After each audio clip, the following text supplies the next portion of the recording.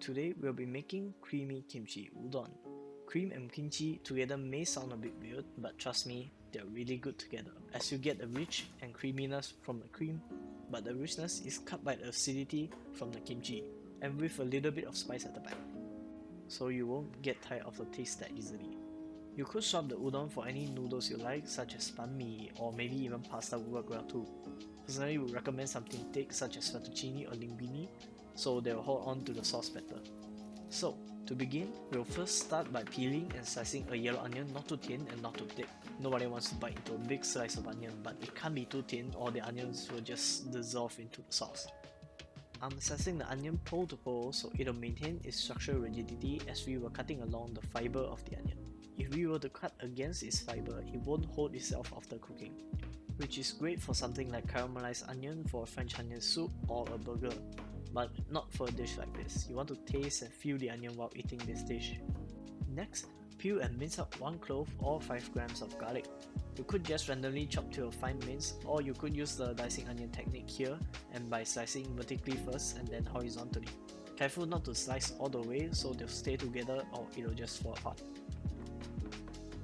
Then run it through and you end up with fine minced garlic, which you don't have to rock your knife around, and it's just easier and faster. So for the green onions, we'll only be using the greens for today, so remove the whites and save it for something else. The greens will be used for garnishes, so you could slice it into rounds or split it in half and slice it thinly.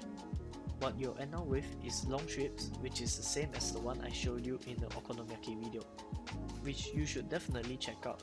Link is in the description as well as the top right corner of the screen right now. Next, we'll need some kimchi. Homemade or store-bought will work here as long as it's a kimchi that you like. I'm using this Jonga kimchi and it's already cut from the package, but I want something smaller, so I give it a rough chop and put it into a bowl. Lastly, slice up some bacon into chunks and set it aside. Start by adding some oil and the bacon into the cold pan on medium heat so some of the fat can render out. Then add in the sliced onions and saute them for a while. When they are translucent, add in the minced garlic, and when those are fragrant, add in around half to 1 tablespoon of gochujang, which is the Korean red pepper paste. After that, add in around 1.5 tablespoon of soy sauce and add in mirin to deglaze and scrape off all the foam. Drop your noodles of choice into boiling water in the meantime. When they are done, drain and add it into the sauce with some of the cooking liquid. Then add in the chopped kimchi and mix well. Lastly, add in the cream into the sauce. The amount of cream you add will depend on your preference. If you like it thick, add more, but if you want it thinner, add less. If you add in a little too much, you could thin it out by adding additional cooking liquid.